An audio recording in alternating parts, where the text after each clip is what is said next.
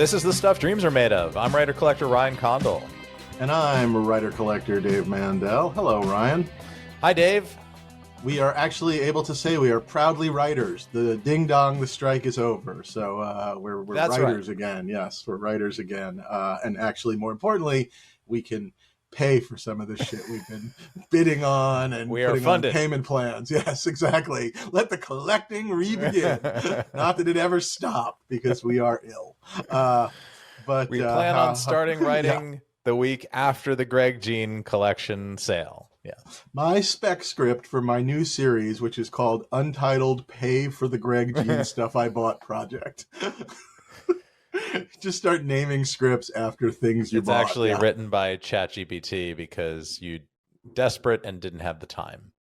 Did I ever tell you this story? I mean, I think I've told you this. I haven't told it on the podcast, I don't think, about the Disney rewrite, the one-day rewrite I did on the live action Lady and the Tramp for, it was like one of the first Disney Plus things. This is going back now a couple of years, so it's before COVID and whatnot. I never told you this. Okay, so basically, like everything else, they made a movie and they were having trouble with it. It was done, but because obviously it's talking dogs, you can change lines. They can, there's a lot of CGI in that. And it needed some love, as we say.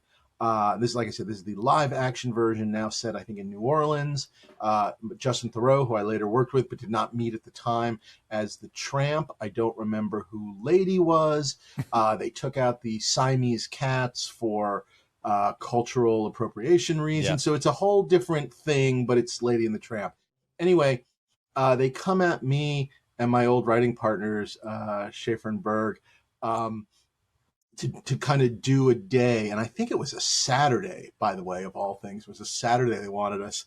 And it was just like, the most very low insulting number, basically to fix a movie. And it was just no.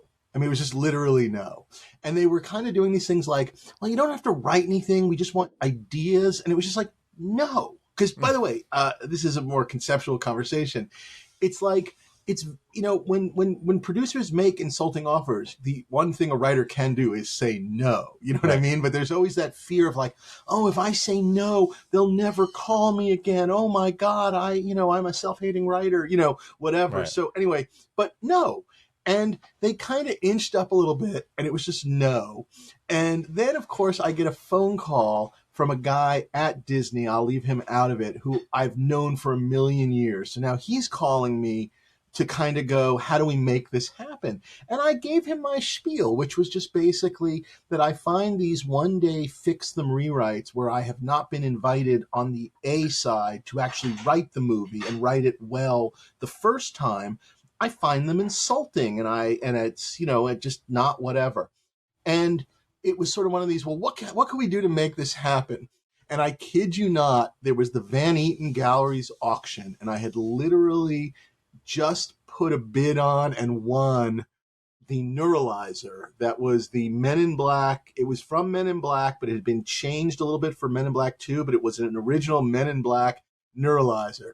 And the bill was $10K, literally. That was my bill. And I said, if you want me to work on a Saturday on your movie, my price is $10,000, which was, of course, the price of the Neuralizer, which, of course, they did not know. With the buyer's premium, with the VIG? Yeah, I think that was all in. Maybe I let them off the hook on the all in. I should double check that. But anyway, you should have gone 10% over that too, right? Exactly, to cover my agent. Exactly. Yeah. But that was my whatever. And ultimately, after much hemming and hawing and a lot of nonsense that they wouldn't break precedent of, robbing and cheating other writers in the future, they paid us X, to do the day. And then, of course, the remaining much of the money was, like, I don't know, some kind of like nonsensical, like travel fee. God knows, what they called it. You know what I mean? To make sure other writers weren't properly paid.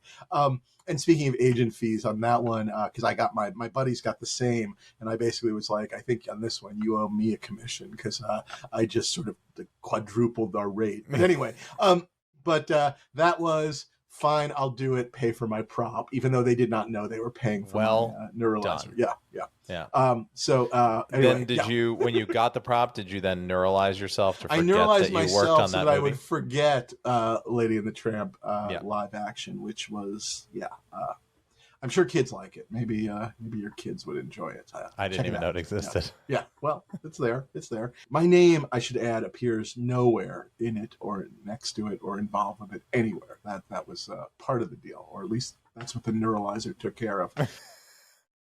Stuff Dreams Are Made Of is brought to you by Heritage Auctions. Yeah, I think they're going to be so angry when we talk about the Greg Jein auction again for 2 more hours of how we're bidding and what we're bidding on. I think they're going to lose their minds. So brought to you by Heritage Auctions. And I should point out the Jein auction coming the 14th and 15th of October at ha.com. And I will be in Dallas on the evening of October 13th hosting a roundtable discussion on the life of Greg Jein, and hopefully we'll be able to put that out to you, the listeners and the viewers, for those of you that cannot be there in Dallas for the event. So that's some housekeeping that I just remembered to do. So there you go. Yeah, it's exciting. I mean, actually, I've spoken to a bunch of people who are going, and it feels like one of those sort of once in a generation, once in a moon events. I mean, it feels really great in the sense of like the way people went to like the big Star Trek auction in New York years ago, whatever, the Christie's auction, whatever. Except we all have to go to Dallas. Except we all have to go to Dallas instead of being in New York, LA, or London. We have to go to Dallas. So other than that, yes. We should start though with what's new in props. Get that out of the way because you actually have something new in props. Yes, I do, and check it out, guys. I am wearing the official. Hold it higher or stand up or something. Yes. In the there you go. Yep. Put that on the promo, Bart. The official Stuff Dreams Are Made Of swag. It has come in. Wearing it. It's all orderable. So write Dreams Are Made Of podcast at gmail.com to figure out your order. We have both t-shirts and we have. And hats, wonderful hats, as they would say. Write us also if you know how to build a merch store. Like if you're really good at that, like in a way where we're not paying someone a lot of money. Like we just want to kind of have something to kind of take orders, maybe. So yes, if you're good at that, distribute. Write us as well. Yeah, write us, and we'll give you a discount code. How about that? So that's my what's new in props. It's very exciting. It's a very nice t-shirt, I have to say. It washes well. Good material, really good material. Yeah, good material. It keeps its size. It fits well. And I got a lot of compliments today at work when I wore it. So did you hear like the Ryan has a podcast? Yeah, Ryan has a podcast. Ryan has a podcast. Yeah. Like just head shaking. Like I mean, at this point they just indulge me, but I can tell behind the judgment there was some grudging respect. Is it funnier when you steal props off the set and stick them under a Stuff Dreams Are Made Of shirt than when you're wearing, say, a regular shirt? Is that better? I mean, I used that line a few times today. I just kept saying, it's the Stuff Dreams Are Made Of. More ironic, less ironic? What is that when you're it's the Stuff Dreams Are Made Of. Hiding it under the Stuff as the logo just grows in size with weird shapes sticking 4 out of dragon it, like eggs under it. Sword like this coming out your arm. Sword under armhole. Yeah. Very good. Yeah. What's new in props for you, Dave?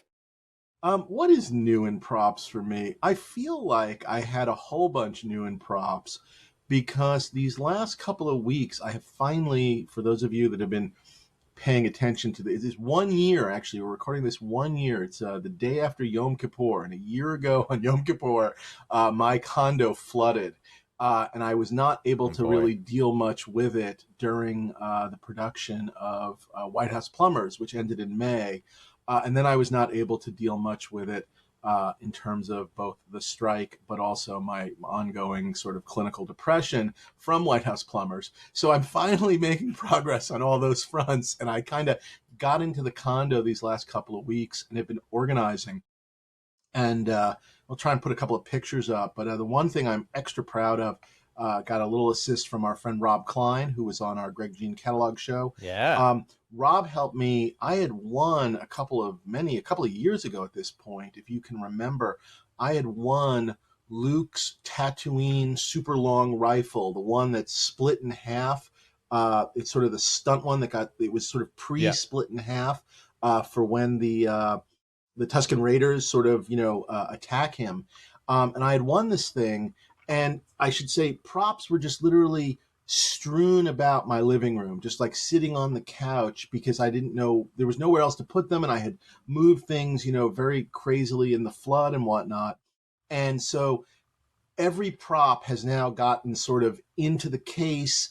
It's on stands. Like, it's not the most, what's the word I'm looking for? It's not as beautiful and elegant as your cases. They're definitely overcrowded. It looks like a bad Planet Hollywood. They're kind of overcrowded, but everything is now in the case. So there were definitively moments of just like, oh, right, this, you know what I mean? Like, I would open a box and go, oh yeah, I ordered this, or I bought this. But anyway, got the Luke gun, put a dowel in it so that the two pieces sort of stay together.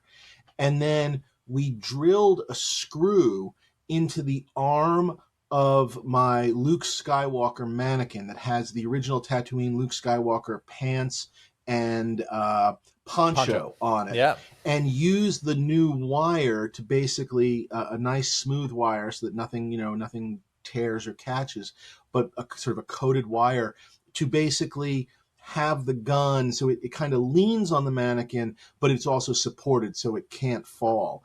And the gun on the Luke thing, I'm just really happy with how it looks. And, perhaps there's a better version to be had down the line. But for now, I was just really excited by just, I guess, for lack of a better word, progress. So, I'll take it. Yeah. Yeah, no, it looks great. And I was in LA very briefly a couple weeks ago, and I got to see the condo organization in progress. And it's really, I know how much of a the mountain making of the sausage, literally. Yes, yeah. Yes, and I'll tell one. There was a great moment that I just want to recount where then I will tell you an embarrassing story. The three of us were standing in there, and it was in a charming way. It was like old times. It was like pre-COVID times. A bunch of nerds hanging out at Dave's condo, and Rob, bless him, has been helping you sort of get your head around and organize and put things, he's doing his archivist work and like helping you put things into categories. Former Disney archivist, really truly like creating boxes of things. Yes. And at some point you took out a something, you opened it up and you said, oh, hey, look at that cool Japanese Spider-Man, and we all like, oh, cool. And then you just threw it in a box, and Rob goes, oh, I guess that's junk, and you said, oh no, that's the good box. That was the good box. Yeah, that's the thing. You can't. It was for the record, I should say it was a Japanese Spider-Man. So that costume, Sofubi, and it's pretty cool because it's the Japanese costume, and that's a keeper box. I'll tell you. I think it was the way you threw it. Yes, there was that Rob just presumed that it was that one was for the auction, but no. So a very embarrassing story. So at some point, as I said, in the collecting, everything has just been all over the place. So at some point or another, I found which I knew they were in the living room, and I had one of the original Icons, if you can remember the Icons days. I had a prototype Han Solo blaster that was built on an actual Mauser. And I always loved this thing. I got it from we've mentioned him before, my sort of now, may he rest in peace, James. It was from him, who had worked at Icons, done photography for their catalog back in the day. Oh, I didn't realize he had worked for Icons. Oh, yes, he'd done photography, I think, for a lot of their stuff. Yes, and I think, I'm guessing this was one of those. He probably took that in lieu of non-payment. We can't pay you. Yeah. Will you take this prototype? And it was really, really cool. And he sort of, reluctantly sold it to me at some point when he needed to. And I've always, great piece, and I always liked it. I really liked it because it was just, it was, for me, it was a replica that wasn't a replica because it wasn't mass produced. It was very much a kind of a one of a kind, if that makes any sense. So I found that, and I was like, okay, here's this. And then I found And then I, found I all of a sudden there's my actual Han Solo blaster, and it's a different blaster because it's from Jedi, and the Icons one is the Star Wars one, and among the many big different things is the silver tip, so different, and so okay, great. So the Icons one goes over here, and the real Han Solo gun goes into the cabinet. And then a couple of days go by and we're digging through stuff more, and a bunch of boxes go into the storage unit. And when that happens, I'm now able to get to a part of the condo that has been blocked by storage bins, and I'm able to get into there, which is, yes, I know, very embarrassing, very It's hoardery. like the Temple of the Souls. Yeah. You discovered it. A new exciting discovery. And I go in there, and there are some cases. And I open up one case, and it's a gun from another movie. Okay, great. And I put that there. And I open up another case, and there's the Han Solo gun. And I'm like, what the fuck's going on? I don't have three. It's like there's whatever. And at which point I realized I had borrowed your replica, which was a Jedi replica, to get a case made. That was the one that I had accidentally bumped into a couple of days earlier and put in the case. And now, of course, because I had forgotten there were two of them. And now, of course, here's the real one. So you almost got my Han Solo gun returned to you as a replica. So that was... I really missed my shot. If I'd been standing in the condo, I'd been like, well, don't need that one anymore. Yeah, I should take this home, even though it's slightly different. And once they were next to each other, it was quite obvious. But I bet. Although that was a very nice... I know it's gorgeous. It's really just some of the, the numerics, like the actual numbers on the gun, on the, I don't know what you call it, on the sight. Is that the sight or the scope? That thing? Yeah, the sighting information and is so crystal clear on your replica, because I guess it was a very nice Mauser that was cleaned and whatnot. No, and actually, it's kind of incredible. The guy that built those, and forgive me, I forget his name. We'll credit him in the show notes once I am able to look it up. Really talented builder down in Texas, who is doing, because I actually have he did a New Hope build for me. That's a real Mauser that I sourced and then sent to him. Oh, so that wasn't a real Mauser. That's a replica? No, he has built Mausers. He built like a non-gun Mauser that's not like a gun, or not a gun, but not a gun. Right. Yeah, gotcha. yeah. It's like he fashioned all the molds and parts, but it does not obviously function. The trigger pulls and all that stuff, so that he can make these replicas and sell them to places where people don't have can't own firearms or no gun license or whatever. Sure, of course, yeah. And it's really it's amazing. This is an endorsement for it because it's amazing how good that build is. Well, it is absolutely gorgeous. It seemed like a real Mauser. Like I said, in the vacuum of finding it, I was like, here's my hero Han Solo gun. And then it was only, like I said, when I found the other one, I went, oh gosh, this is the real one. What the hell was that? And I think I wrote you in the middle of the night, do I have your replica that you gave me to make a case? And you should have said, yes. I think on a previous... you should have said, yeah. Well, in a previous episode of this podcast, I think I gave you the Han Solo Mauser challenge, where I said I will loan you from my archive my perfect Return of the Jedi replica, so you can go and build a case, because I know your anxiety has always been around letting that out of your sight, but now you don't have to. You can just put mine out there, and they you would have a kind of perfectly mounted well, I'm piece. on the case, but God, it was very funny, and I guess sort of that's good, like a bad I don't know, like a very bad episode of Frasier. Oh my God, Niles, that's the wrong Han Solo gun. Yeah. And that every episode, like, quick, hide.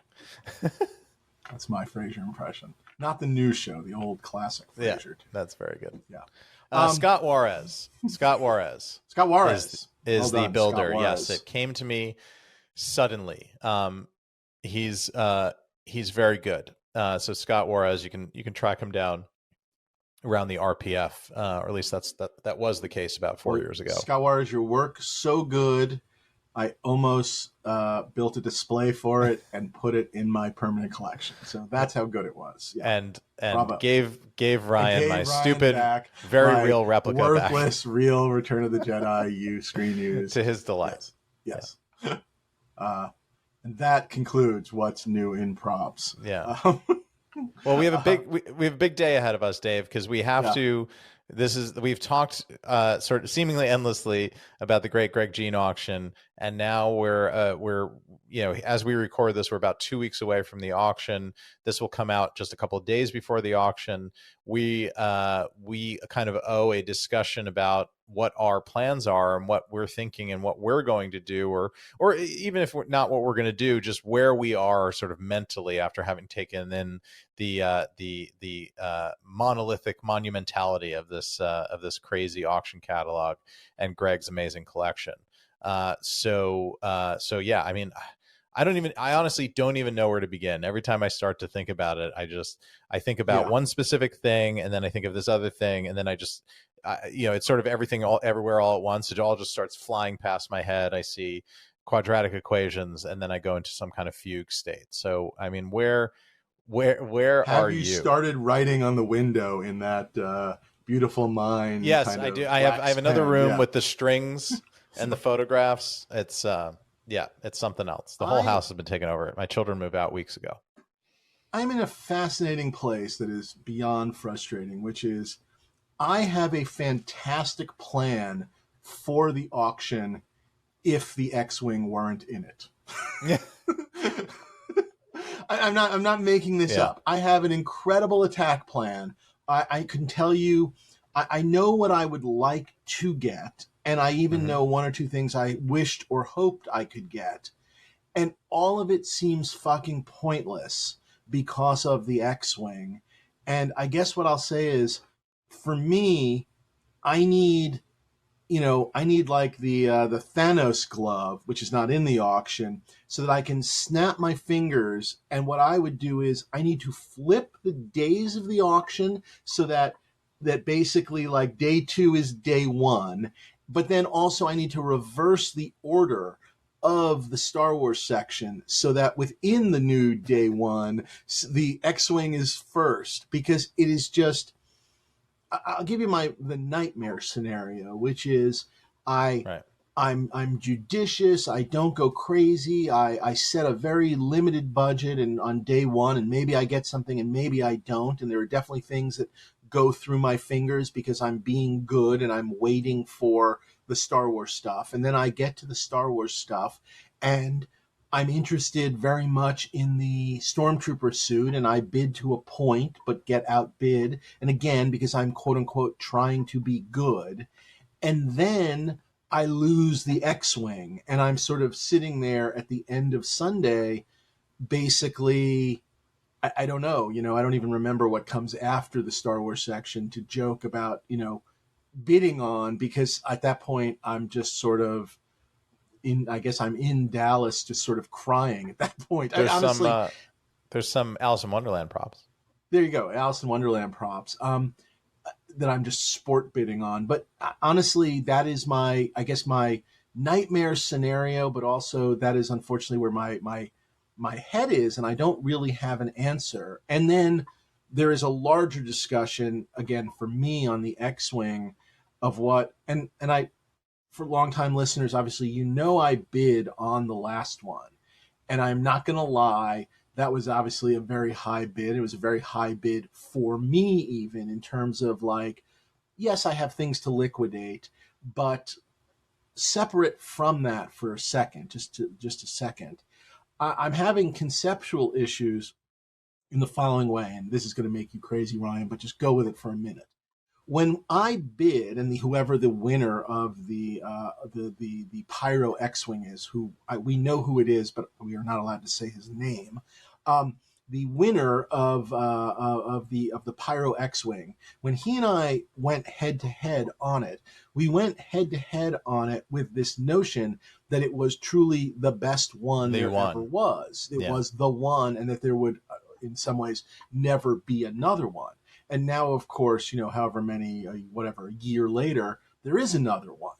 And I don't mean this in a very sort of assholey way, but isn't really the price of the last one is what, in some ways, what this one should be. And in some ways, the other one, to me, is worth less. I think if the orders were reversed, I think the first one would sell for that sort of $2.5 million.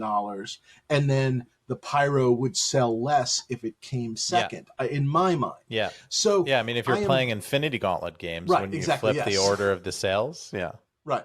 So I flip Prop Store and Heritage, and I flip and again, because if you none of did this, that, then in theory you wouldn't be worried about being outbid on this X-wing, because the only right, because it would seem like this is going to be a bargain because it's not as conceptually as good. Correct. And the owner of the other one wouldn't want this one.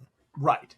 And so I think the owner of the other one, and I've heard this, through the grapevine, may either want this one or want to protect his number, which maybe means bidding on it to make sure it goes for at least what the other one went for, and he is someone of means that can do that.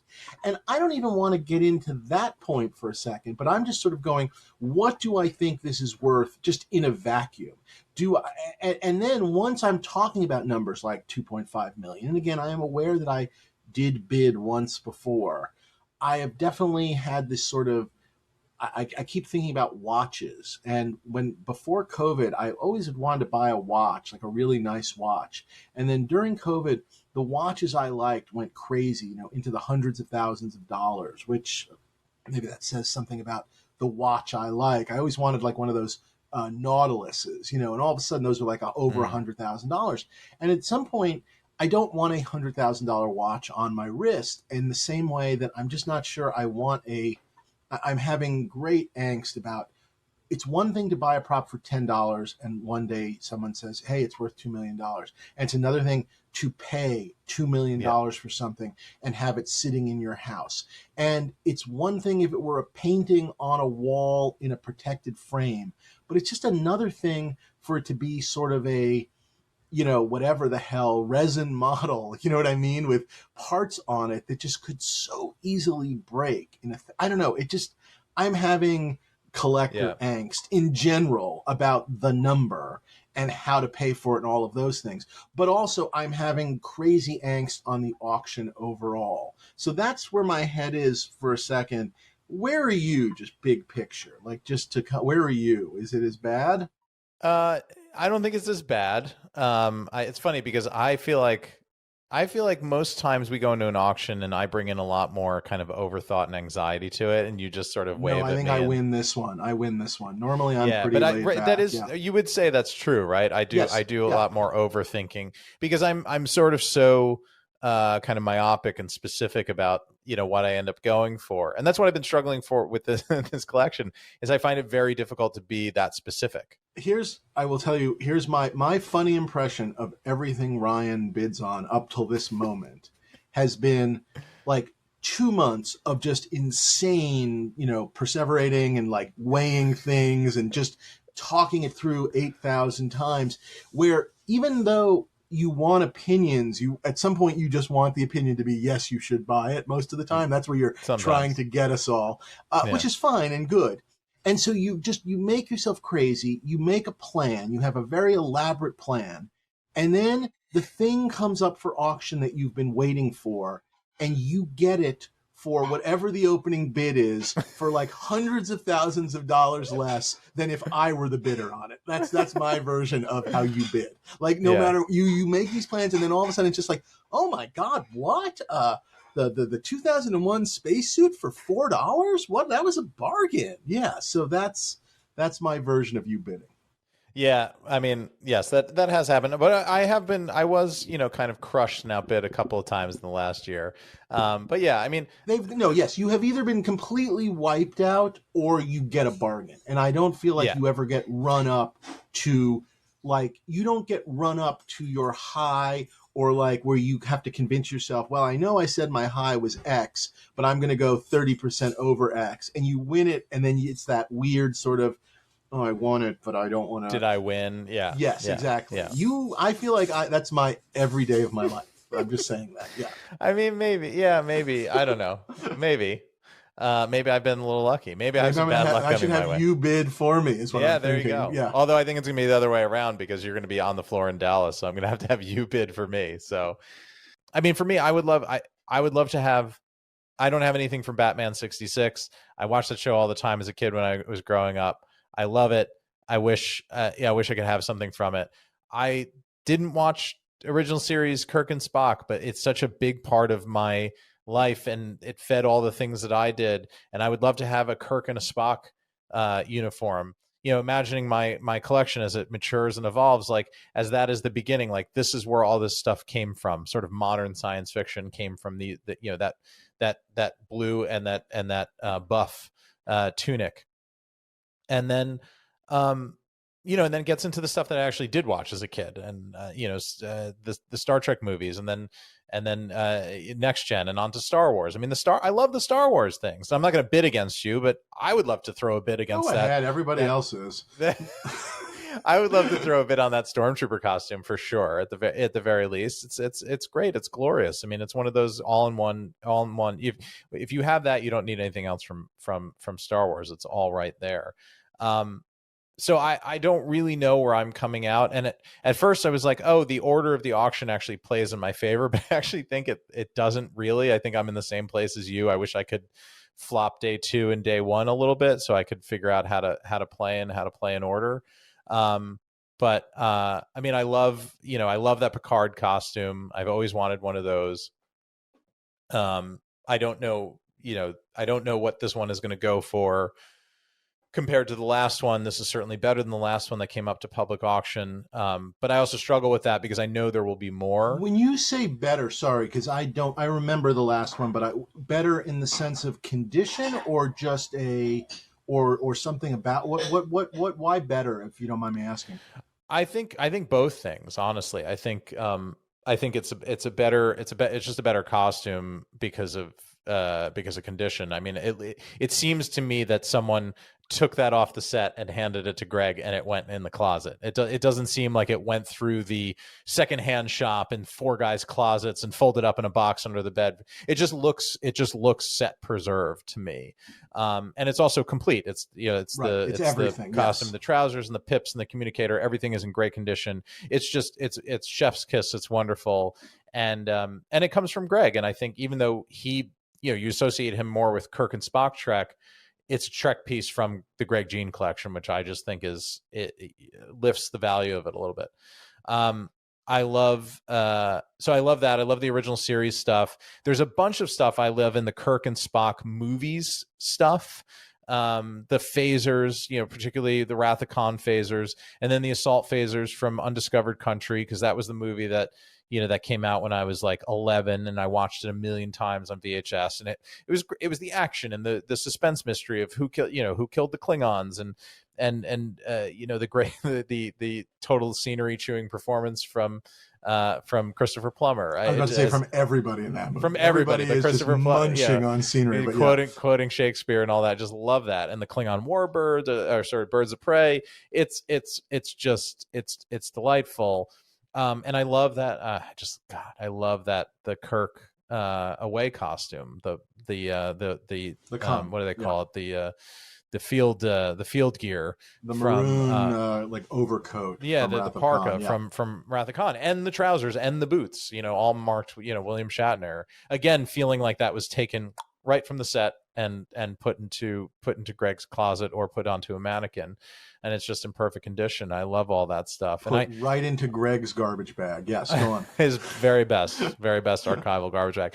And I've always loved Wrath of Khan. Dave and I did a wonderful podcast about it called The Escape Hatch. You can go download our discussion talking about why Wrath of Khan is one of the best written genre films in history, and why it all works and why it still hangs together even today. Can we have Nick Meyer on this show for no good reason? Can we just invite him on, see if he'll come on, and just sort of let's do it with him? We should do that. We were talking about another big guest tonight. Let's go big. Let's reach for the stars. I mean, I know he did my friend's podcast, Inglorious Trexperts. He's been through there, so maybe he's up for it. I mean, I'll reach out. I think that's a great idea. I mean, the worst he says is absolutely not. And he can, by the way, he can come on and I will talk to him about his Sherlock Holmes books, which I've read. So I'm happy to do that. Oh, cool. I didn't know that. Yeah, they're very enjoyable. Is he a what do they call them?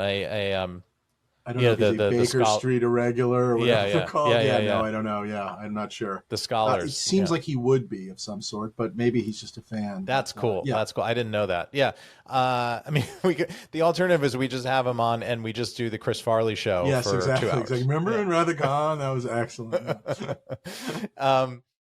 Yeah. So I love that. And then God, the 2001 costume is just freaking great. And it was another one of those. Is that the day 2 issue for you? Yeah, that's the day two issue. And it's the, how do you chase something big on day 1 or big-ish on day 1, and then also make a serious play for that. That's not just trying to steal something for an early bid.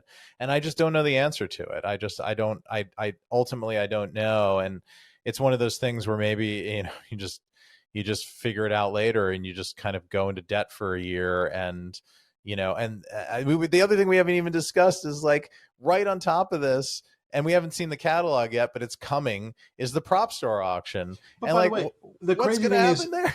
At this point, it doesn't even stop because they've, it's like at this point, there's 6 auctions we don't even know about. Yes, there's another big one coming at the end of the year that we can't talk about. That I just have to pretend that they don't exist. I know, and just figure it out later. I mean, that's the theme of this late 2023 is sort of figure it out later.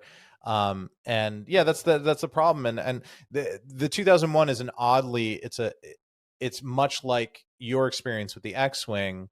It's a movie that I've always revered. And I really see that, again, just looking at a collection from here's where it all came from. I mean, TOS Trek, yes, but certainly 2001. I mean, I don't think Blade Runner exists without that. I don't think Alien exists without that. I don't think any of these movies do. I mean, even Star Wars is not a response to 2001, but in certain ways, it's a counterpoint. It's a counterpoint, and also it is certainly, and then effects-wise, it builds upon the work. Yes. So both of those things it took the used universe thing and said, but what if all this stuff could be fun and whimsy and adventure, and it's not about the end times being brought about by artificial intelligence. So and when that costume came up a couple of years ago in the Julian's auction, that beautiful costume, which I actually, in all fairness, I think was better. I think we can all agree the costume that now stands in the Academy Museum was better for a number of reasons. But to think that when that came up, it was like, well, there's your shot at a 2001 costume. There it is, because it's never going to happen again. And here we are with the semi-complete costume. There's a replica. The backpack is real. The chest box is a replica. The costume pieces all seem to be real and original, and the helmet's original, but it is repainted post production, likely by Greg, we figure. And the sort of, as they call them, the memory chips on the back of it are replaced and replica. And like, but by the way, how much of the stuff? I was just going to say, but it doesn't mean that the original paint isn't under there, by the way, as Correct. we sort of have talked about a little bit offline. Yeah. Correct. And I'm not running it down or anything. I'm just being honest about the lot. I mean, whatever. If you want a 2001 costume, this is sort of your chance to get one. And I'm staring at it, and it's great, and I love it, and I revere that movie so much, and how it's influenced me as what I call a science fiction fantasy writer, and also as just a fan of movies and all the movies that I love, and I know how it influenced all of them. So I don't have any answers. I'm very kind of torn up. But it is also, it's another one of those pieces where, regardless of what number you sort of have to think about going to get it, which is similar to the X-Wing, I think we can agree it's also a piece that feels like if anything is primed to go, if there are 2 pieces primed to go a little crazy in this auction, it is possible that those are those two pieces. I mean, I'm just saying conceptually, the notion of yet, an incredibly rare 2001 spacesuit, I don't know, just bringing out a like-minded person that has to have it for the same reasons. I don't know, in a way that I don't necessarily think, I'll just simply say that the stunt gas gun from Green Hornet, I think, is going to go as crazy. You know what I mean? Like, I'm just saying conceptually, it just may be a big ticket item. And so it's not just, do I want it? but how high am I willing to go in the abstract on day 2, and what does that mean to day 1? I mean, this is again where I get very, very lost. So. Yeah, and it is very abstract because it's hard to sort through all that. I mean, I do the sort of bird in the hand versus what, in the bush kind of thing. And the first lots up that I'm interested in do feel more, they might go high, but they are more acquirable. It feels like if you're willing to push, you're more likely to get it, whereas you could push on the 2001 and still be at 50% of where you need to be. Yeah, you could build, you could bid an incredibly high number and it goes right by you. Yeah, poofs. I mean, I don't disagree, but at the same time, this is where again the math gets crazy. It's sort of like, well, let's just say some way or another I'm going to win that X-wing, and it's that same ballpark of like what the last one went for. If that's the case, I'm not looking to run up a couple of $100,000 on day 1. Do you know what I mean? On other stuff, Which you could quickly get to, even if you're getting quote unquote good prices. I mean, I think we can agree that the starting prices on all this Jein stuff are all really low and are there in a great way to encourage bidding. But sitting here and I'm staring, for example, at the Adam West Bat Radio, Lot 86 from Batman, which was modified for the movie, and I absolutely adore it. Starting bid $6,000. I don't think that's a $6,000 piece. If it is, I will bid on it, buy it, and smile all the way to the X-wing because I'll have gotten a Batman piece for $6,000. Yeah. But my guess, unfortunately, is that I don't know, one of these quote unquote good, what I consider to be the good Batman pieces, they're all good, but the ones I want, I figure it's going to cost me, I don't know, 30,000 and change or something, 20, 30,000. I don't know. That's my guess. And so again, just in the build. So I guess I'll simply say, I would very much like to come out of this auction with one 60s Batman piece. I would like to get something for my utility belt. The ones that jump out at me the most are probably like the Bat cuffs. I laugh at Bat claws, but I like Bat cuffs a little more. The cuffs are so great. I just really like them. They were also used a lot in the show. They have the Bat, design to the cuffs. Yeah. And I would like to get one of the Batarangs. I mean, the dream one would be the Hero folding one, but I would take one of the other sort of large, the large Adam West ones, even if it wasn't a folding one. I'd like to get a McCoy. And I've been staring at, there's basically a season 1, a season 2, a season 3, and then there's also the surgical outfit. Someone I know is going after the season 1, so I'm stepping aside there. That leaves the 2, the 3, and the surgical. The 2 has a stain on it. I have been unable so far to tell whether the stain is somehow from an episode, like is it matched to something? Is it possible that it's space mustard? Yes, exactly. Is it just a stain? Obviously, write your own blue shirt, blue dress, Bill Clinton joke, but there is a stain on it, and I don't love the stain, which then pushes me to season 3 and also the surgical one. The surgical one does not have the black undershirt. The surgical one has pants with it, but they are not DeForest Kelley pants. So I don't know. Somewhere in there is an answer, again, at a reasonable number, not $100,000. I don't know how else to put that for me. I like the surgical one for you just because you have the Spock, and I think then it's clear who they are. There are a lot of really if you're doing the 1, 2, 3. There are a lot of really cool promo pictures of Kirk in his classic uniform, Spock in his classic uniform, and McCoy, DeForest Kelley, in the surgical. Like I could find a really nice promo picture to put with those 3 uniforms, and so I have definitely been thinking about that one. Oh, that's cool. Okay. And what about hardware, Dave? What about TOS? This is the problem. In a world of no X-Wing, I think I would make a run maybe at the Hero 2 phaser, and I would make a run at one of the 2. I'm a big fan. I think that the tricorders are incredible, but I love the communicator. There are 2 communicators. The first one to me seems more rock solid, just in terms of like matches and whatnot, and I don't know, whatever you want to call it. The second one, I don't, just for me, I like the first one. But I just can't imagine the numbers being at all doable in a world of the X-Wing. Because again, I'm not looking to spend 100,000 on anything on day one. This is just me talking for me. I think they're incredible. So I think I'm going to be sitting there, and sure, if there's a bargain to be had, maybe. But I am going to avoid all of these things, even though I would like to get all of them. I mean, I don't know what else to say. Again, this is trying to build towards Star Wars. The next thing I'm jumping to, and I know you mentioned it, is 251. The Hero Con phaser is something I have been, searching for a really long time. Yeah. I am going, you and I will talk further, but I would like to chase it to at least a solidly good number.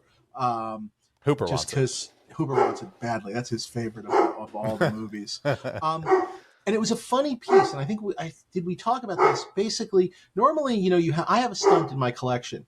And normally you have a stunt and you go kind of like, oh, it's a stunt, whatever. And then you find the hero and it's, oh my God, it's, handcrafted from, the finest metals or something. The hero is equally a piece of shit as the stunt. It just has some electronics in it. It's really funny how crappy it is. And it kind of, I think, speaks to the budget overruns of motion picture and how shoestring and how kind of, I don't know, it goes into the lore of Wrath of Khan to me, of just how, you make this for a price and it better work. You know what I mean? So I don't know. I love that piece. So I'm looking at that as well. That's 251. I'm super interested also. I don't know if I can find it. The Savik's, there it is. 271, which is the tricorder that Savik uses when they go down to Regula 1? Is that when they go down to Regula 1? She has that out, and that's incredible. And then you and I have talked a little bit about this. I'm not going to lie. In some other world, if Day 2 didn't exist, I think you and I would be having a bigger argument about the Shatner away uniform from Wrath of Khan. I love it. I think it's fucking great. And I would go to the wall to get it in a world where, I don't know, the wall existed. You know what I mean? I don't know what, again, there it's is like no X-Wing on the other side my problem is yes, exactly. Because I'd go crazy on this. And I guess I will simply say to you, if you decide to go after it, man, just fucking get it. That'll be my, I mean, again, I know you got to figure something out, but it's just like, fuck, to me, this is incredible. And I'm not looking to hedge bets or make things worse than it should be. But the starting bid of $10,000 is not where this thing will be ending. And I could see this thing honestly going higher than some of the original series stuff. That's how great I think it is. And that's what I actually think there's beyond you and me, there is demand for this piece. So I think you're going to unfortunately have to go into or right up to the six-figure mark. I think that's my prediction, wherever that fits in. Yeah, I can see that one doing quite well. I was sort of talking to you. We were talking the other day. We got into a pregame version of this. By the way, at some point we did stop and just go, you know what? Let's just stop talking and just talk on the show. Yeah. But I was saying to you, by the way, I now say to my wife a lot, but it doesn't work the same way. We should just do this on the show. By the way, there has been some demand for the Wives episode part 2. Which if you and I spend over $1 million at the Greg Jein auction, that will trigger another Wives episode. The grand total. Yeah, they just host with our tombstones in the background. No, but they're not even tombstones. We're buried in like what are those called? Like a shallow grave. Not even shallow's a good one too. But I was thinking of what are those, like the old the debtors sort of debtors cemeteries. The Potter's Field. The Potter's Field. Yes, Potter's Field. Yes, exactly. That's right. They can't even. No one can even afford a tombstone for us. Yeah. Yeah.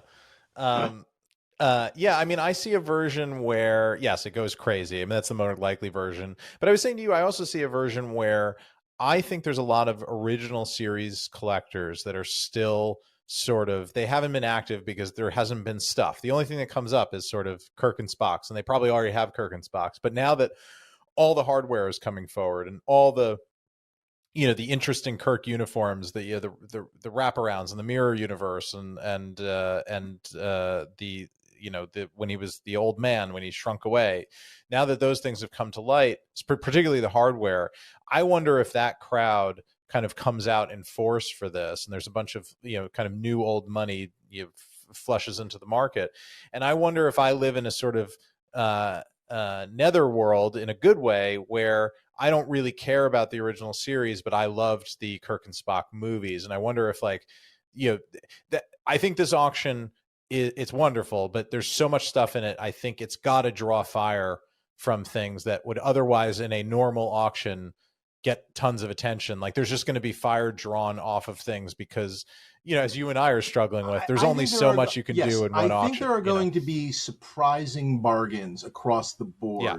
I guess I will say to you, if I disagree that it will be this one, but I will fair. say that if it ever was going to be this one, it will be because you're bidding on it. And when you win it for $11,000, I just want, I'm going to destroy this podcast so no one will be able to know that this is what happened. If you win this for under $50,000, I'm never speaking to you again. I just want to say, yeah.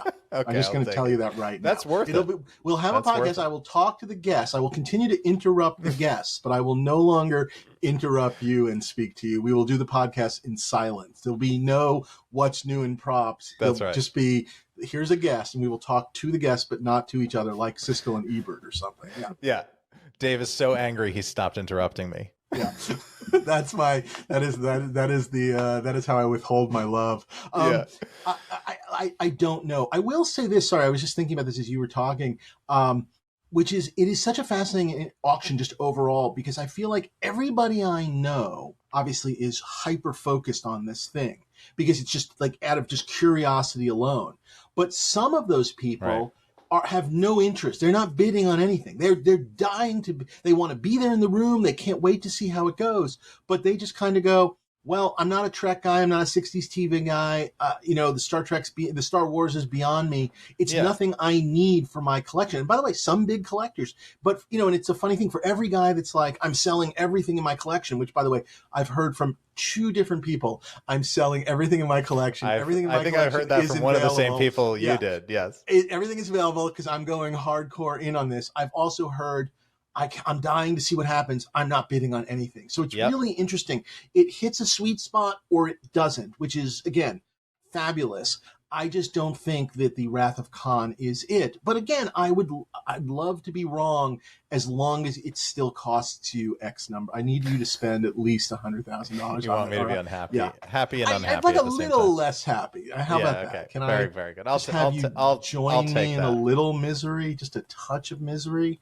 I will say for lots, I love the Kirk hero or the Khan hero phaser as well.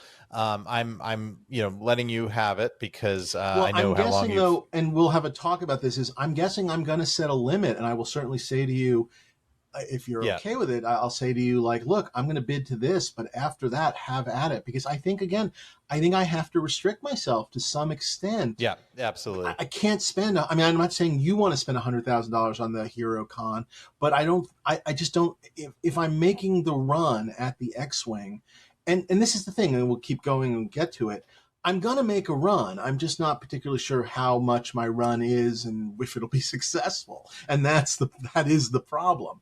But these are the things I feel like I am, bidding on one way or another, I guess. Yeah. And then I think, we need to stay in contact too, because I think we've talked about, if you do win the hero phaser, I would love to purchase your stunt, which is in a second, sure, of course, quite beautiful. But if you don't win the hero, no-brainer, then I want to know, because either I want to bid on the hero or I want to also bid on the stunt, because I this one is also very nice, and I would love to have at least something from Khan. And by the way, the thing that's nice about that stunt lot, and I think we did talk about this, there's two in that stunt lot. There's 2 together, and one of them is more in the style of the motion picture. So technically speaking, you could win that again for X and then sell off the second one. And I'm not saying you're going to get your full money back, but you'll knock something off the price if you sell. Yeah, I mean, there's a bunch of opportunities like that in this auction we talked about with scripts and photo archives and things like that. So yeah, so that's that's the first cluster of the stuff that makes me crazy in a good way. And it seems like we'll both be very interested around lot what is it beginning around lot 251. I think there's going to be quite a run there of flurry and activity. So And I then, mean, I think it's flowing. That's day one. Yeah.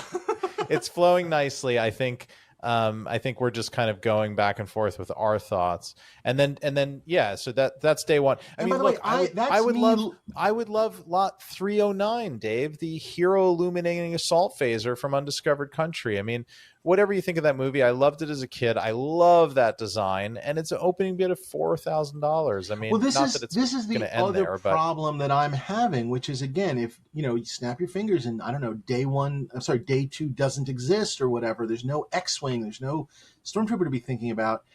These are things where I'm not saying I would be going into this trying to get the assault rifle, but if I'm sitting on the floor and I'm not worrying about day two, and that is at a price that I'm like, well, fuck, I'd like that in my cabinet, which of course is a terrible feeling all the time. I would be I think there's a lot of things I might want to bid on, but I'm going to be a little nervous about bidding in a world of day two. I don't know what else to say. This is the great conundrum of this auction for me. I love the from Voyage Home. I fucking love the photon collector. That's speaking of movie props, from the nuclear vessels and whatnot, and just with the little beeping, boop, boop, boop, boop, boop, boop, that whole thing. I love that. I'm sad there's no transparent aluminum. How do we know he didn't invent it? But I love 290. I mean, I'm not bidding on it, but I love 290. The Spock's costume from the Voyage Home. I mean, there you go. Yeah. It's like all in one right there, and it's so recognizable what that is. Well, let me ask you something. And again, I know. Let's play the game of day two question mark. I don't know. Right. It's like, if this is $6,000, I mean, I think I'll bid on it. Do you know what I mean? Like, if it's like going once, going twice, I'll take it for $6,000, whether I'm bidding on the X-wing or not. I don't know how much higher I'm chasing it. Yeah. But it feels like anything under 25,000 is a huge bargain to me. I mean, I'm just so, but conceptually, I actually think but that's am I one going of those above 6,000? I'm not. I don't know. I think that's one of those ones that does really well. I agree. Because it's instantly recognizable. Yeah. And people love Voyage Home. They just and now it's become even the glow of the 80s on it. I think it's just become even stronger in the last couple of years. So we'll see. But I think that's one of the ones that sneakily goes high. I don't even think sneakily, but okay, yes, I'm with you. Fair. You. So I mean, again, the movie stuff. It's like I'll have my eye on a lot of stuff, but I feel like I've got. Hopefully, I'll have a pair of bat cuffs on, but I feel handcuffed. Again, by the X-wing by the X-wing. Put your hands together to make it more difficult to bid. Yes, if I win the bad cuffs early on, I will ask if I can pay for them right then and there, and then can I be handcuffed with them to stop me from putting my arm up? Maybe you can find one of the real whales in the room and go handcuff yourself to them and make them bid on things to spend them out before you get to the X-wing. I get to it, exactly. Yeah. Or handcuff them to the chair so they can't bid against you on the X. The bat cuffs have multiple uses. Multi-bat uses. Yeah. And then we get to day two. And it doesn't get any easier. Yes. Yeah, and this Picard uniform is nuts, and I feel like, I don't think I'm going to chase it to the wall. I will at some point, but just with all the other stuff going on in this auction. But I'm also not going to let it go cheap. So it's one of those sorts of things. I do think in terms of this auction, and I don't mean this in a terrible way, one of these will show up again. First of all, the Kirk, Wrath of Khan away suit is one of one. Correct. I guess technically speaking, there's a McCoy and there's a Saavik out there, I believe. So one of those could show up, but Kirk ain't coming around again. You might find one of these again, but this is, as you said, a really great one, and it looked good. I saw it I saw it on the mannequin when I was there, and it just looked fabulous. And you were right about that, very much off the set quality. And in a normal world, I was very interested in 402, the 2001 art for the poster, the McCall Right. final concept art. And look, again, if it goes for $20,000, sure, I'll win it. It's not going for No. $20,000. You know, I'm sure No, there are the only people. benefit is this. Yeah, This is art hiding in a prop auction, and it there's is, but I feel like the days yeah, of that are long over. And I'm guessing there are movie poster people that are just coming in just to bid on this and nothing else. yeah, maybe, Yeah, and again, maybe. in a world of nothing else, maybe this is something I would go to the wall for. But for me, I don't think I can or will go to the wall for, even though it is spectacular. So It's really yeah, great. it will. You know, there it goes, and there it I was, will and there also it say goes. Yeah. before we move on to 2001 verse, 335, the Type 2 Cobra head phaser from Next Gen, such a small opening bid. I just think my love for Next Gen, I might just monitor that one, see if it flies under the radar and throw a bid on that If as we you go. win the if you end up winning the Picard, does that then become sort of a little bit of a must win, like a I little don't bit? think so, because No. there's no, you would need like the away uniform version of the trousers with the Velcro for the pockets for the things to go on. So I just think it's no, I Well, you think could put it they, in the hand of the mannequin. I I mean, guess yeah, I that's know very true. technically That's very true. it's not the right belt, but yeah. Well, anyway, I just wasn't sure if it was. I don't think. I mean, it would be nice to have one or both, but I don't think it does They're not not a affect me pair. They're not either. a pair. Yeah, Understood. yeah. Understood. Understood. And then we get to 403. And look, I'm not going to lie here either. In another alternate universe, I'm interested in this. I will tell you, I will certainly say the following. If this was the helmet alone, I would be super interested. I'm just not, I will say, I'm not sure I need another full spacesuit in my Yeah, life, yeah. wherever that fits in. But boy, I would buy a helmet in a second. But this is spectacular. And I can say that as a non-bidder, this is spectacular. What did the last one? I have no memory of anything anymore. What did the last one sell for? High twos, I think, Right. 280, something like that. I But feel again, like there was sort of everybody knew who was bidding. right. It was a very famous person who starred in a lot of movies across the 80s, 90s, 2000s, 2010s, and 2020s.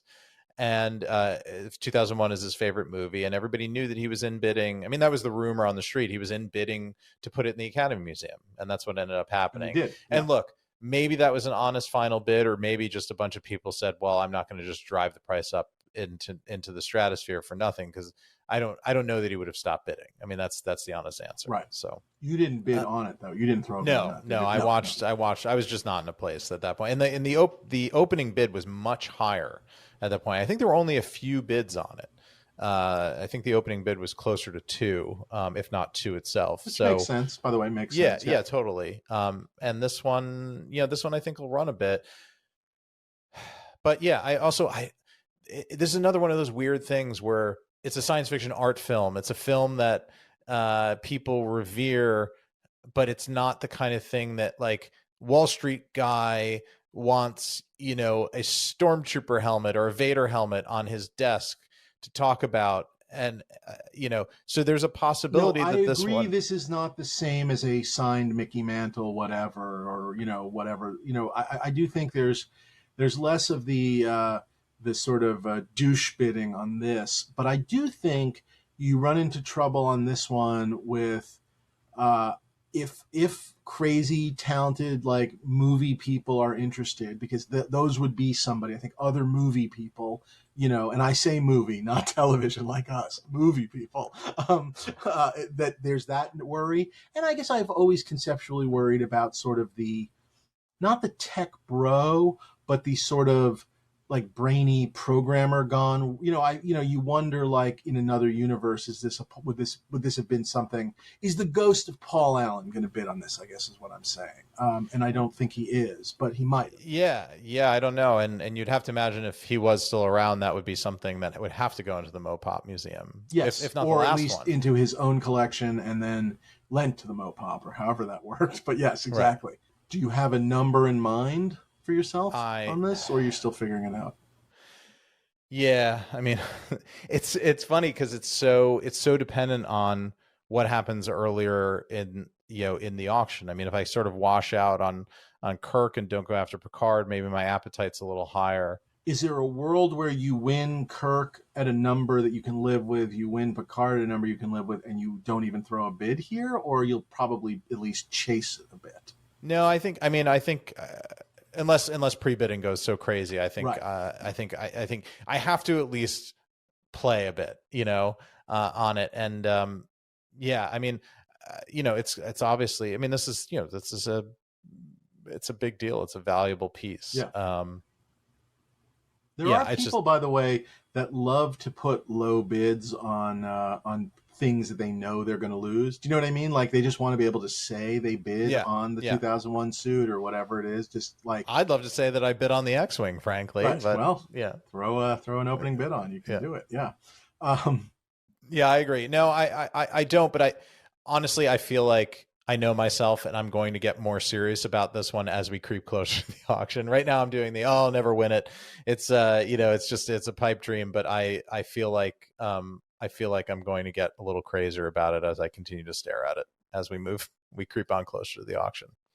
Yeah, that's right. You've obviously seen my photos and obviously some of my footage, but you haven't actually seen it, which I haven't witnessed in person. I have seen an original different helmet, an original helmet in a private collection at some point eons ago. And I remember just being awed by it because though it's a 1960s prop, there's something about the Kubrickian-ness of it that makes it feel like a real astronaut helmet. I don't know how else to put it. It's some version of the Kubrick and like those design guys that he like hired away from NASA, like Harry Lang and the other guy whose name I can't remember, where it just feels like, forgetting about all the, Kubrick faked the moon landing, stories, it does feel like it is possible. That's what they want you to think. Right. That it is possible that this helmet could go into outer space. That's how you feel when you touch it.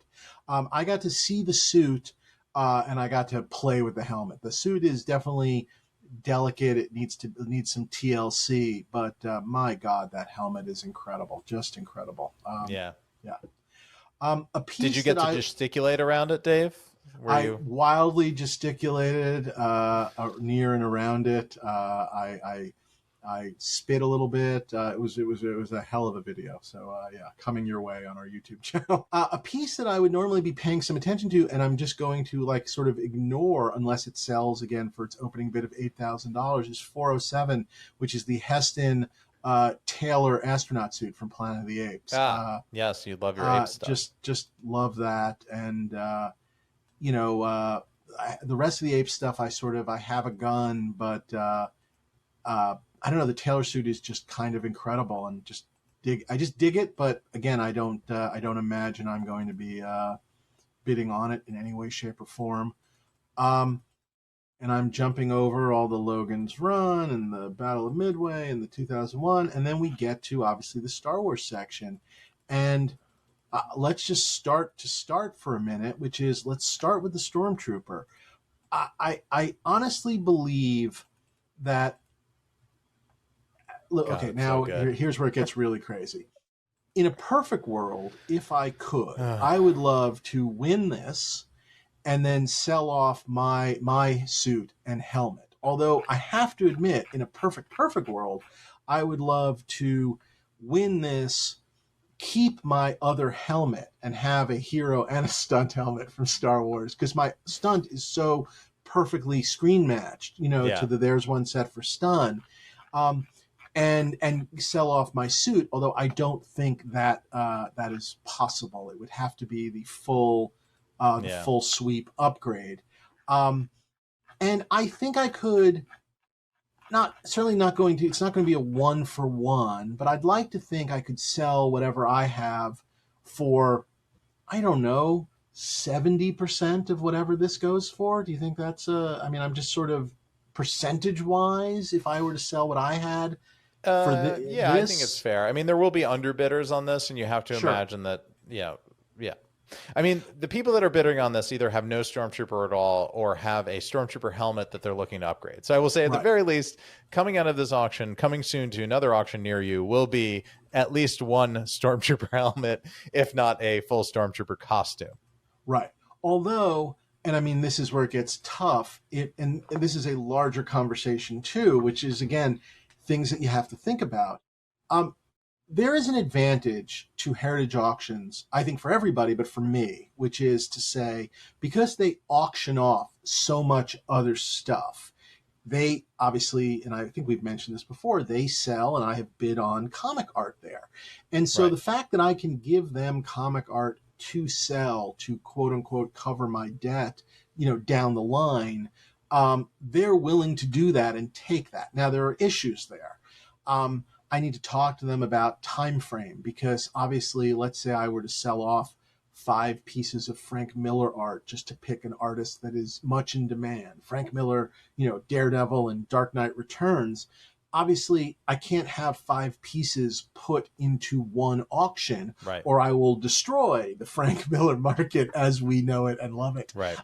And so some of my selling of whatever I'm going to sell, comic art and whatnot, requires a certain amount of time, and it may be more time than Heritage Auctions is comfortable with. So that's something I need to think about. The Stormtrooper, were I to sell my suit, it is possible that maybe I can do a private sale and wipe that off, to the underbidder or whatever. Wipe that off the decks more quickly. Yeah. But again, if Heritage is willing to play ball, I'm willing to play ball. I mean, again, this has to be figured out. I don't think I can spend, again, X on the Stormtrooper and then 3X on the X-wing and cover it all. Now, couple questions. Yeah. Is there a version? First, is there? Well, I mean, I would just say you have an amazing Frank Miller art collection. Period, like kind of across his oeuvre, but particularly Dark Knight. I mean, is there? There's a high collector's market. You sent me a link the other day of 2 pages that you used to own that have already gone bananas in pre-bidding in Heritage. You have better pages, I think. Is the private crazy Frank Miller market such that you could make a bunch of kind of if come deals with people before the auction and just take Heritage out of the picture? It's certainly possible. I ever so slightly, the sort of counting your chickens before they're hatched. I realize it's as you put it, it's an if come. And so obviously if I don't win, it goes away. But I don't know. I mean, I'll say 2 things. I think one, I do like auctions. I mean, I do think you do get into sort of situations where when somebody is about to lose a piece that they go higher than if you just sort of offer it to them. But it is certainly possible. And by the way, it is also possible that it may just be a mismatch. I mean, not a mismatch, a mishmash of both, which is to say, give some to Heritage and also try and do a couple of private sales. But I'm not sure I'll line them up beforehand. And I want to be really clear about something. And this is the part that's a little funny to say, but it's true. I would like to pay myself back. I would like to cover these costs. But it ain't going to be the Dave Mandel fire sale. It ain't going to be the Frank Miller fire sale. If anything, I'm looking for record prices. And if I don't get it, I'd much rather sell other stuff. And again, I have to know that I can, that I'll have the, and if they don't give me time, that will be a problem. Then I won't, that I'm going to have this discussion, I think, before the auction. But if I don't get time, I'll be very honest. If they can't work with me on the time frame, then I'm probably going to have more trouble. I mean, I'm just be very honest, and I'll probably be concentrating on day one, just because I want to get it, but I don't want to start selling comic art for 50 cents on the dollar. That would drive me crazy. Of course not. Exactly. Yeah. I mean, I'm just saying the market's very strong, and it feels like there's a world where you could even get possibly a stronger deal by making a private deal to like remove the auction, from the picture. In I think theory, there are certain stuff things, so but after. They've done very well for me. And as those 2 pieces, those 2 pages I showed you recently, I mean, they're already at a price that was sort of pleasantly surprising. So I take that. And again, I don't own them. I used to own them about 10 years ago. I was actually thinking about it. I may have sold those when I bought my Vader helmet. That's what I was thinking about. I think it's possible. So that was 10 years ago, but that was when was that? Like 8 years ago? 4. No, 4 was COVID, pre-COVID. 4 was No, the Vader helmet, I believe, was 2019, because that was Really? the same auction that I bought my Kane spacesuit in for the opening bid. Motherfucker. Not Kane, Dallas. You're It so seems mad. like 20 You're years so ago. mad But at me. anyway, yeah. Yeah, I know. Seems Well, like it's 20 years ago. COVID. Well, can COVID I was ask a you an decade. opinion? Let me start with this. Let's just to jump in for a second. And am I crazy to even be looking at the Stormtrooper? I mean, I think the Stormtrooper is more achievable for you. I mean, that's right, the but thing. achievable if the auction ended with lot 463, it's a lovely end story. You know what I mean? Yeah, but the yeah. problem But yeah. here, question back to you before whether you should be looking at it. If today you just said, you know what, I'm not going to bother with the X-wing. Yes. Okay. Would you be would you if you won this beautiful hero costume? Would you be hilarious happy? right? Here's the hilarious way of putting this, and it's just again, it speaks to the sickness. Because 463, I can empirically say to you, it's the best Stormtrooper costume I've ever seen. Everything about it is incredible. Yep. From the tips of the toes of the boots to the end of the holster to the to the nose hole and mouth grill. I love you to the moon and back. Yeah. It is absolute perfection. And is it better than mine? It is 1,000%.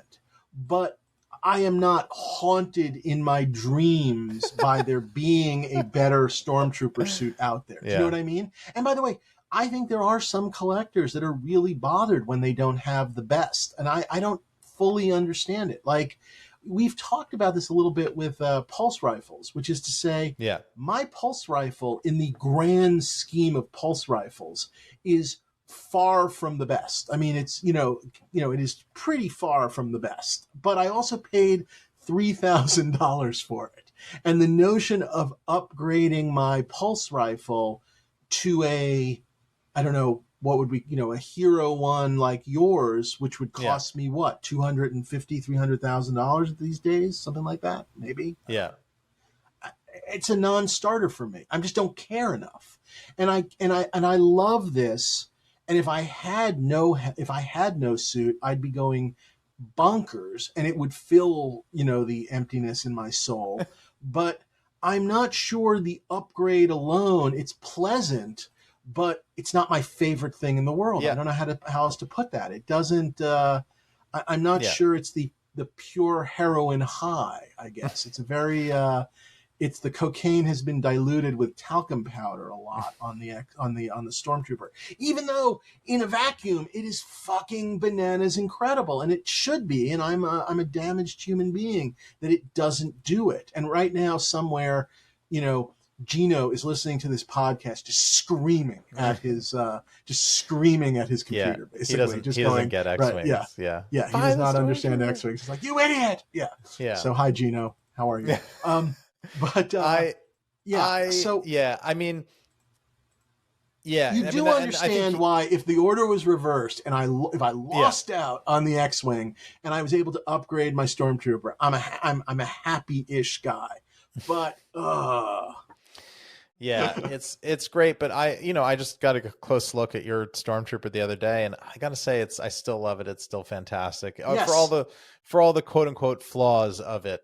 It's still wonderful. And I just don't think that the marginal cost of this to you is going to match the marginal enjoyment value from where you were on your old one. It's going to be a massive cost for an upgrade, because you're talking 2023 market prices and the best suit that's ever come to market. And you kind of put yours together piecemeal without, right? You didn't have to deal with any auction stuff with yours, or the suit pieces went through auction. The suit came through auction, but because it was pieces of a suit that, I hate, I sort of to the auctions, maybe perhaps detriment, they didn't show it off in the best light. And obviously it's very unimpressive without a helmet. So by, having the helmet already, it's definitely something that just, I made it better. I don't know how else to say that. Yeah. But and the display, by the way, speaking of Gino, that he built for me, really, with basically the repro parts in sort of that kind of kind of industrial gray to separate them from the originals, where you can sort of, your eye and your brain sees a full Stormtrooper suit, but it registers what is missing. What it is. And what I've always loved about it is it feels like a museum piece in that way, where it's like, we excavated this thing, you excavated this Tyrannosaurus, but we didn't get the whole thing. And right, exactly. We're showing you what's original. And I love that kind of imperfectness about it. And I love this costume. I would love this costume for me, who doesn't have a costume. I just think I would rather see you win other things cheaper in the auction that you don't have than sort of draw your fire to this, if that makes sense, and keep you away from a real chance at going after the X-Wing. Well, like I said, I'm not 1,000% sure it keeps me away. I mean, I don't know what it does is the answer. And then, we just get to the larger problem as we now get to the X-Wing, which is just, what's it going to cost? Am I really prepared to go to the same number? I guess maybe. Am I prepared to go a lot higher? I don't really think so. I understand that if last time was definitively the last time something like this would ever show up, and now, of course, this showed up, I truly do believe this is the last time. I don't think a year from now we're going to be going, oh my God, and even better ones come out. I'd like to think that's not going to happen. Isn't Red Leader still missing, or Red 5? I guess isn't so. Red 5 still possible. missing? Yep. But I will just say, I harangued you about this privately. I harangued you about this in the podcast.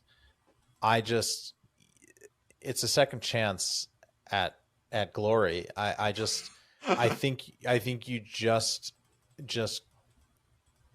set a number, but set it much higher than where you're comfortable, and then just go with God. And if you win it, just figure it out. I just think, honestly, Dave, I love your collection. I love the crazed sort of librarianness of it, but I think you could peel off 10 sort of lesser quote unquote Star Wars pieces at the bottom of your collection, make room for this, sell things from movies that you have that you don't really care about anymore. I mean, I think you could really, you're going through your apartment, you're going through this kind of culling process anyway, not a big one, but you are going through an organizational process. I would just win the X-Wing and then take it as an opportunity to figure out what you actually need and just figure it out. I mean, you've been a Star Wars collector for, I don't know what, prop collector for 25 years, 30 years almost. I mean, this is it's the opus. It's the piece de resistance of your collection. You're never going to beat it. You've always talked about a studio scale prop. You've had chances at them. You've either passed on them or lost bidding on. You passed on them because it's not quite right, because it's not an X-Wing, this is definitively what I have said I have wanted. This is why you're a collector. I just think I get all the psychological arguments. I totally get it. It's going to be perfectly safe in your home where you have it. You will build a nice cube in my flooded home where I have it, but it'll be off the floor and in the middle of the room. In a nice high the Franklin Tower sinkhole, high impact cube that you'll put over it, and I just think it'll be well protected and fine, and you insure it, and you don't really have to worry about it. And but I also, as I said before, as I said in June of 2022, it's not my money, but you're my friend, and I know you very well, and I just feel like whatever pain you will feel from overbidding on this, just like with the Vader, when I was sort of in the room with you on that, even though you were just texting me saying, God, what am I doing? You are super glad that you have that now, and you've forgotten. I am super glad, but can I tell you a funny story about the Vader that I don't think I've ever told anyone? And I was thinking about this the other day. That's a first for the stuff streams are made of. I feel like, and I realized this in hindsight, that like, as I was bidding, and obviously I knew the auction rules, I knew what I was bidding, I knew what the I knew what the VIG was, but somehow I didn't quite calculate it. And so when the auction was done and then I saw the total with the VIG, it was just like, what the fuck? Like it was literally like, did I misunderstand something? Did they cheat me? Like, it took me like a good solid 5 minutes to kind of go, nope, that's right. Like I did the calculation, and it was just like, you stopped doing that's math right, because it just seemed like that's not what I bid. It was one of those things, like in a that wasn't a full body disassociation on bidding on the Vader, collector. where it was just like, wait, where did that number come from?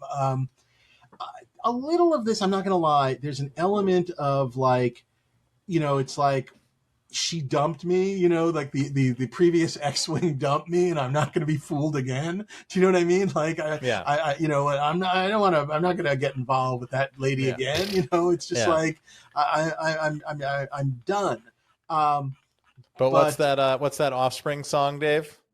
I don't Late know. at night, she knocks on your door. In a Greg Jein catalog. Yeah. Drunk again and looking to score. All right. I've said my piece.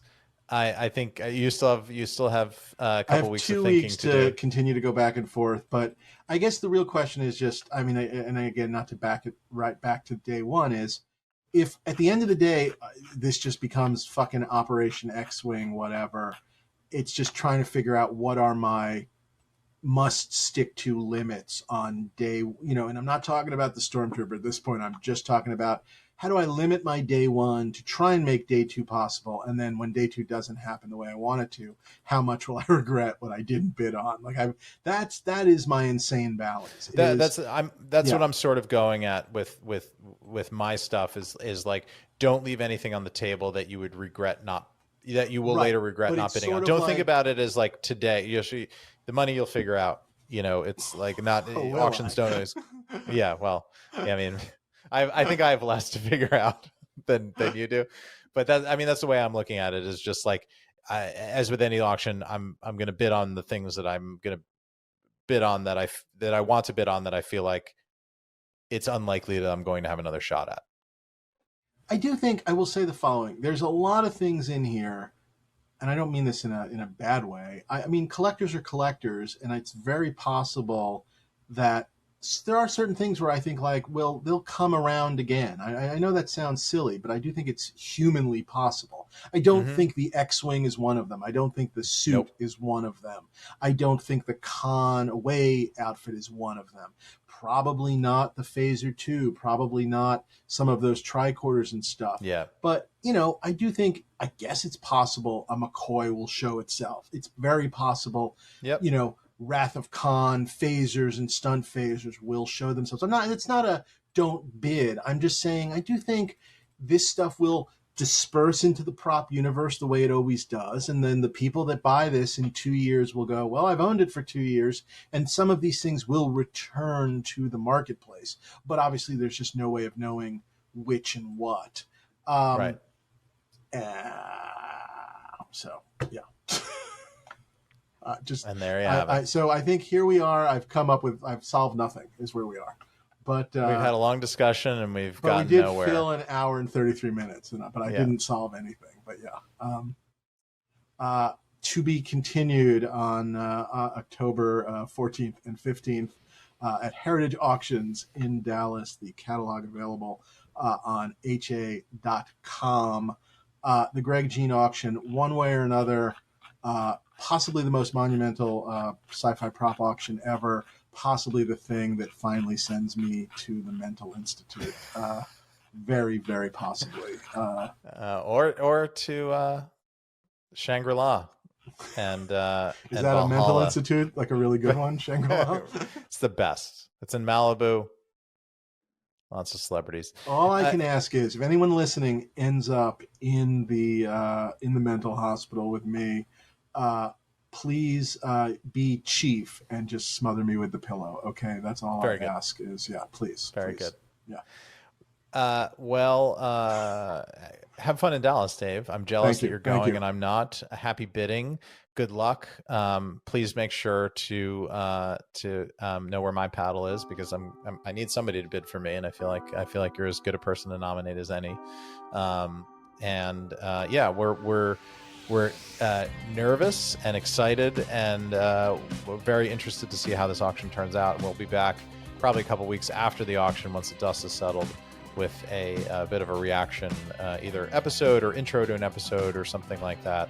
To just a live recording of a man crying, just screaming, existential screaming.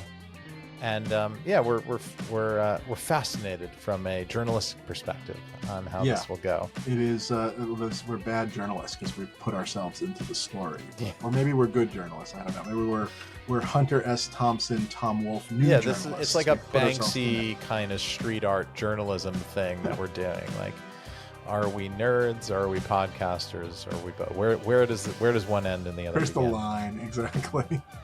Well, we'll see you next week. Thank you, everybody. Follow us, like us, follow us on social media at Props Podcast on your social media.